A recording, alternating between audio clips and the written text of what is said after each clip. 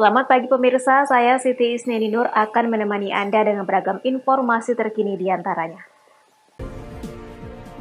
Satgas kewalahan awasi penerapan wajib antigen di Sumut.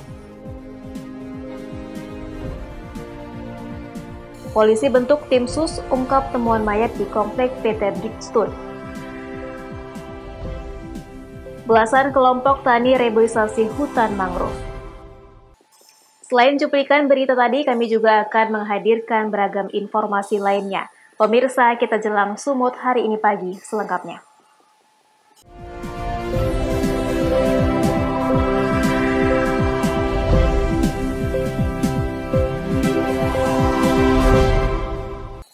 Kita ke informasi pertama.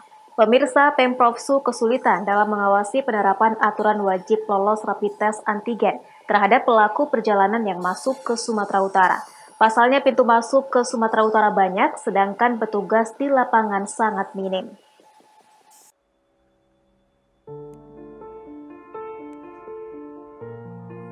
Edi yang juga merupakan Ketua Satgas Percepatan Penanganan COVID-19 Sumatera Utara mengakui, pengawasan wajib lolos uji rapid test antigen terhadap pelaku perjalanan saat ini masih sulit dilakukan. Dia menyebut pengawasan baru bisa dilakukan maksimal di bandara karena setiap maskapai sudah menerapkan aturan tersebut. Pemeriksaan di bandara juga memang sangat ketat sehingga memudahkan petugas untuk melakukan pengawasan. Hanya saja, pengawasan pelaku perjalanan lewat moda transportasi laut dan darat yang masih sangat sulit diawasi.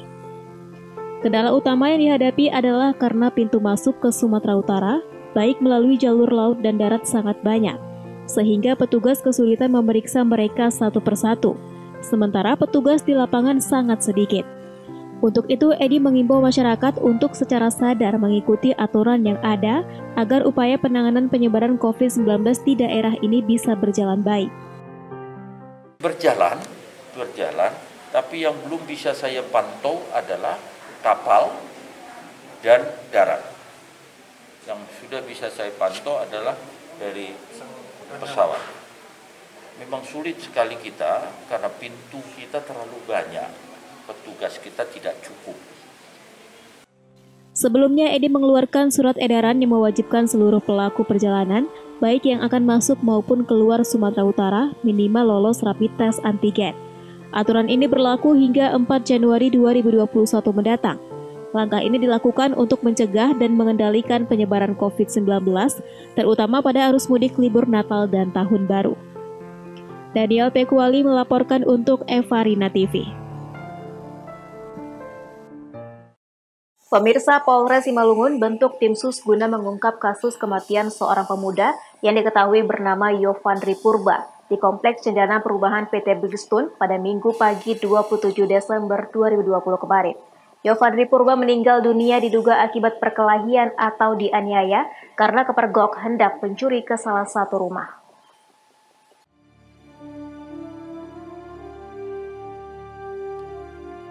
Kasus kematian Yovandri Purba yang ditemukan di Komplek Cendana Perumahan PT Brigstone, Nagori Dolok Merangir, Kecamatan Dolok, Batu Nanggar, Kabupaten Simalungun, pada Minggu pagi 27 Desember 2020 kemarin, saat ini dalam proses penyelidikan kepolisian.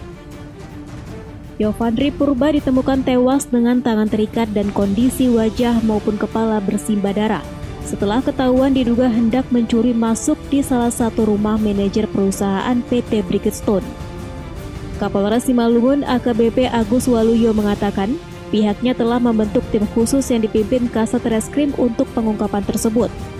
Dibentuknya tim sus agar lebih fokus dan dapat mengungkap para pelaku dalam peristiwa yang menyebabkan meninggalnya korban. Dalam penyelidikan, ada 4 orang saksi yang ditetapkan dalam kasus kematian Yovandri Purba. Adapun inisial dari keempat saksi yakni H sebagai pemilik rumah, HD, HS, dan SA sebagai security. Kini keempat saksi sedang ditahan guna pemeriksaan.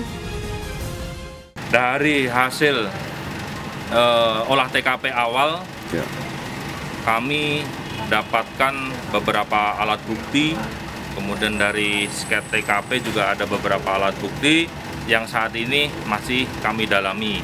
Kemudian dari alat bukti tersebut, kami juga temukan beberapa saksi, yaitu berinisial mulai dari H, kemudian HD, HS, SA. Jadi ada 4 saksi yang di lokasi penemuan mayat tersebut yang kami ambil keterangan. Jadi memang dari kronologis awal ya, kami sampaikan awal bahwa memang ada dugaan korban ini masuk ke rumah saksi ya, saksi yang inisial H. Kapolres Simalungun juga mengimbau kepada setiap lapisan warga masyarakat jika terjadi hal serupa untuk tidak main hakim sendiri dan segera dilaporkan kepada pihak penegak hukum. Dosi Simarmata melaporkan untuk Evarina TV. Informasi lainnya pemirsa, Satuan Tugas Percepatan Penanganan COVID-19 Kota Tebing Tinggi, Sumatera Utara melakukan verifikasi dan pengecekan kesiapan sekolah yang akan menggelar kegiatan belajar mengajar tatap muka.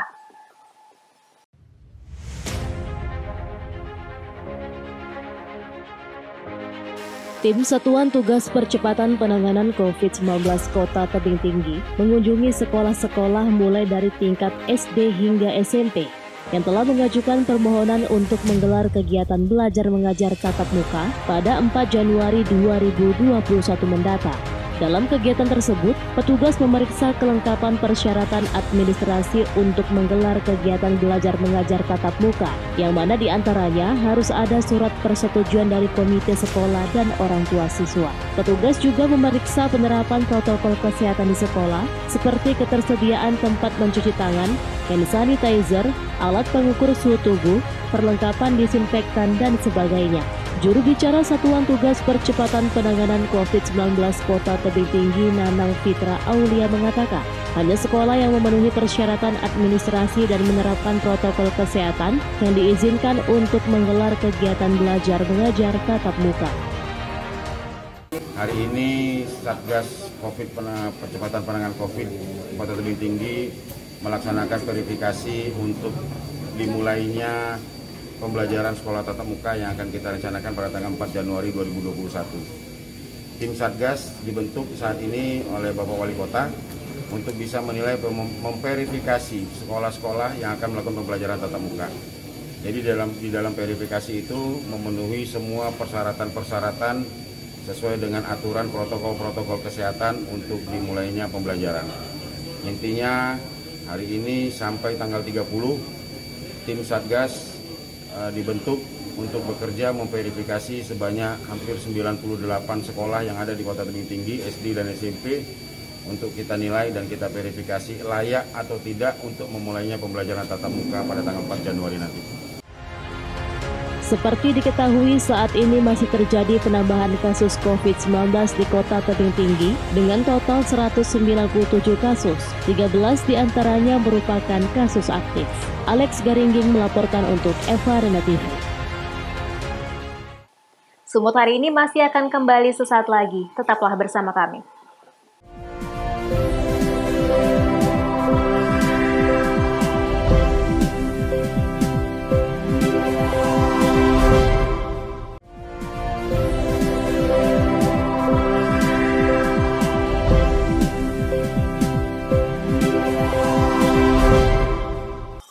Terima kasih Anda masih bersama kami.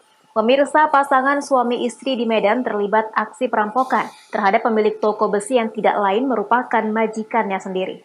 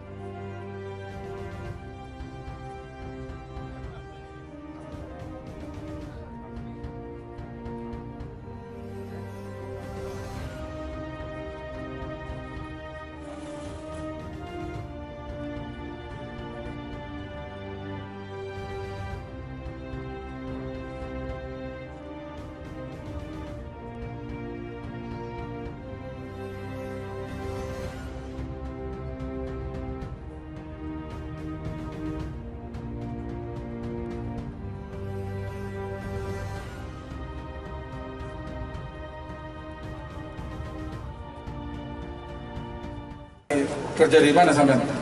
Di toko besi, Pak. Di toko besi tempat TKP itu? Iya. Sakit hatinya kenapa? Sering dikata-katai, dihinain apa.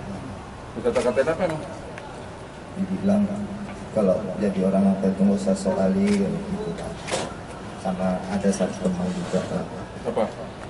Marah-marahin juga, Pak. Gara-gara apa? Itulah, Pak. Kan namanya orang tua, Pak, tidak dengar kan.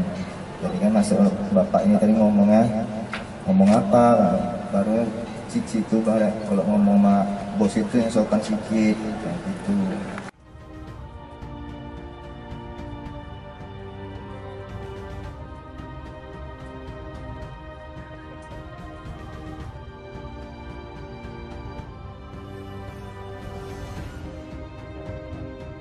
Kepala korban di bagian belakang. Ini pengakuan daripada tersangka. Kemudian tim sus mengamankan tersangka dan membawa tersangka ke Polrestabes Medan untuk mempertanggungjawabkan perbuatannya. Sampai di sini ada yang mau ditanyakan, rekan-rekan?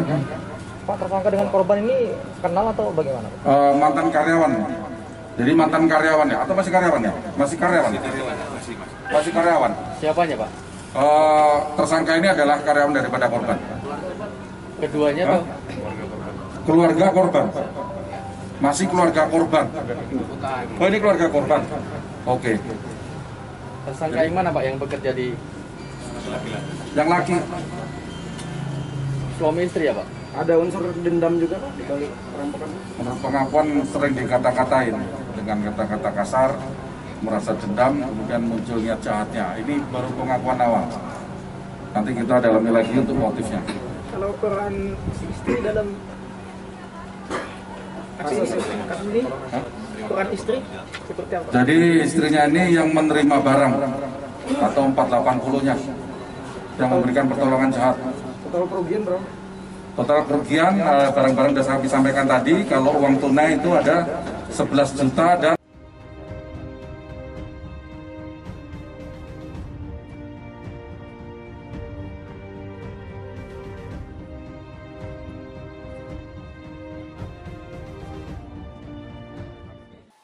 Pemirsa, masyarakat Desa Kesatuan, Kecamatan Perbaungan, Kabupaten Serdang Bedagai, Sumatera Utara, resah dengan kondisi jalan yang rusak. Warga berharap kepada Bupati terpilih agar melakukan pengaspalan jalan yang menghubungkan dua desa di Kecamatan Perbaungan.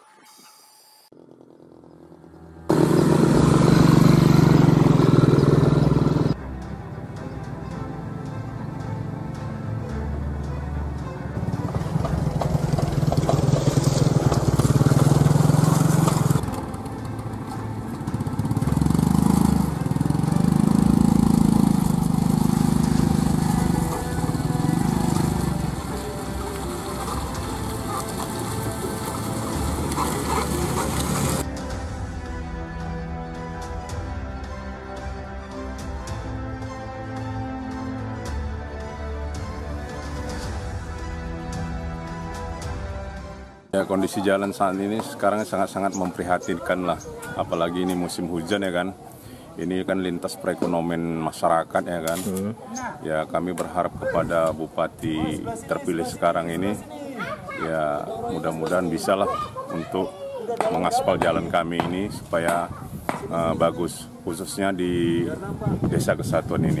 Ini desa jalan menuju desa mana aja, Pak? Ini dari sini ini bisa terus ke Desa Nagakisar, terus ke Panti, bisa juga terus keluar ke Perbaungan dehnya.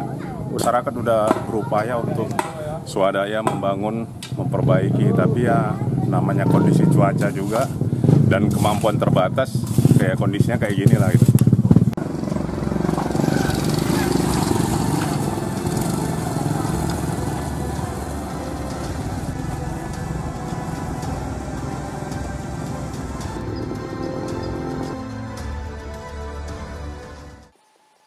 Kita beralih ke informasi lainnya. Pemirsa, perayaan Natal di tengah pandemi sangat berbeda daripada tahun sebelumnya. Untuk mengikuti ibadah Natal, maka warga harus patuhi protokol kesehatan. Jika tidak patuh, warga disuruh pulang.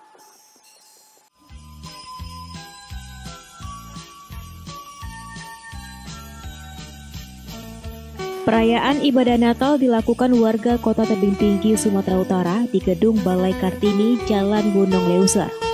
Perayaan Natal Ekumene ini dilakukan dengan melaksanakan protokol kesehatan. Saat jemaat memasuki gedung, diwajibkan memakai masker, mencuci tangan, pemeriksaan suhu tubuh, serta penyemprotan hand sanitizer. Perayaan Natal ini berlangsung aman, meski jauh dari kesan meriah seperti perayaan tahun sebelumnya. Perayaan Natal Ekumene pada saat ini, di saat pandemi COVID-19, ini menunjukkan bahwa Kota Tebing Tinggi adalah kota religius, yang memang tidak ada perbedaan antara umat beragama. Dan harapan kita ke depan, Bapak Wali Kota Tebing Tinggi selalu seperti ini, selalu memperhatikan kegiatan-kegiatan keagamaan, sehingga kegiatan keagamaan itu menjadi salah satu mewujudkan Kota Tebing Tinggi dalam mewujudkan kebinekaan. Kegiatan perayaan Natal tahun ini hanya diikuti oleh 100 jemaat. Untuk anak-anak dan orang tua lanjut usia, mengikuti ibadah Natal tahun ini dari rumah melalui virtual. Alex Garingging melaporkan untuk Evarina TV.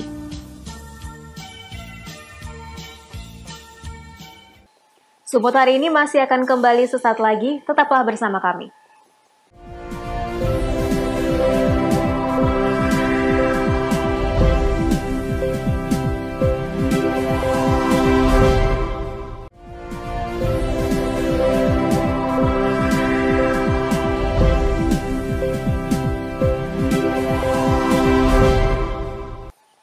Terima kasih Anda masih bersama kami. Pemirsa, Kementerian Lingkungan Hidup dan Kehutanan atau KLHK-RI melalui Dirjen Pengendalian Daerah Aliran Sungai dan Hutan Lindung mengucurkan program operasional padat karya berupa penanaman mangrove tahun 2020 kepada 18 kelompok tani hutan di Kabupaten Labuhan Batu Utara.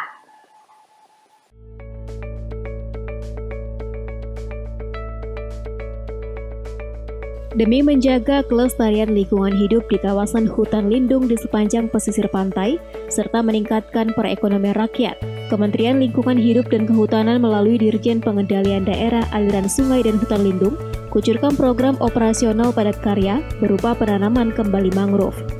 Luas lahan rehabilitasi dan reklamasi hutan seluas 575 hektar kepada 800 warga yang tergabung dalam 18 kelompok tani hutan di 2 kecamatan Kualuh Leidong dan Kualuh Hilir, Labuhan Batu Utara, Sumatera Utara.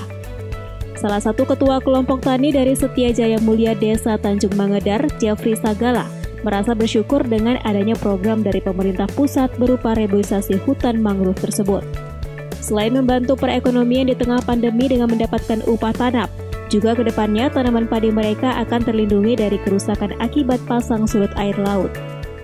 Kalau dampaknya sama kami Pak, ini sangat membantu apalagi di saat pandemi ini. Yang pertama membantu perekonomian masyarakat kami.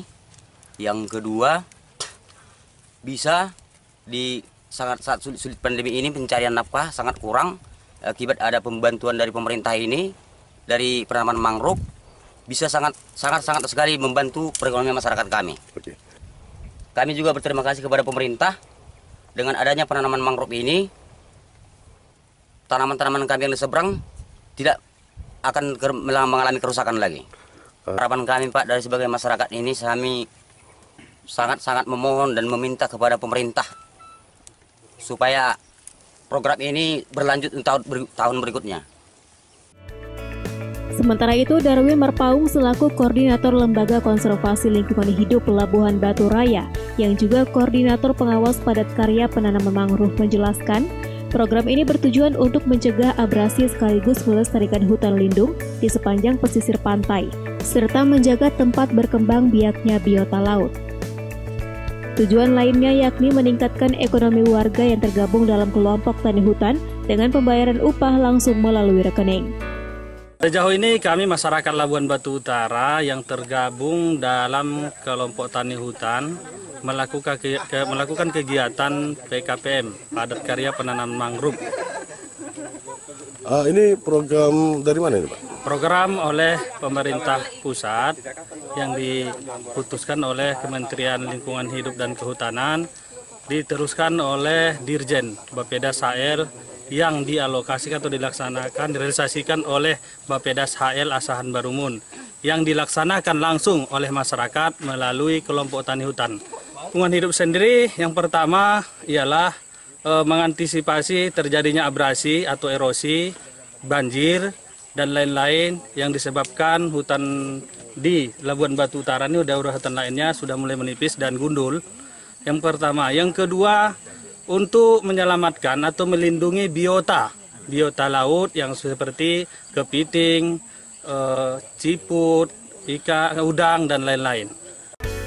Melihat kondisi kawasan hutan lindung di sepanjang pesisir, kini sudah banyak yang rusak. Besar harapan kepada pemerintah pusat agar program penanaman mangrove dapat terus berlanjut, agar warga berdomisili di sekitar hutan lindung dapat berperan aktif menjaga kelestarian hutan dan lingkungannya.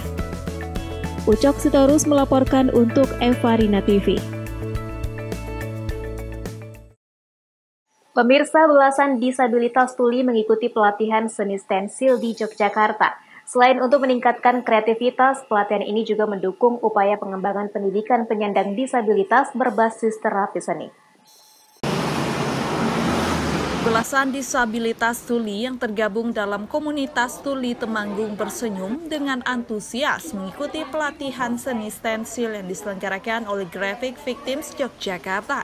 Selain untuk meningkatkan kreativitas, pelatihan ini juga bagian dari upaya pengembangan pendidikan berbasis terapi seni.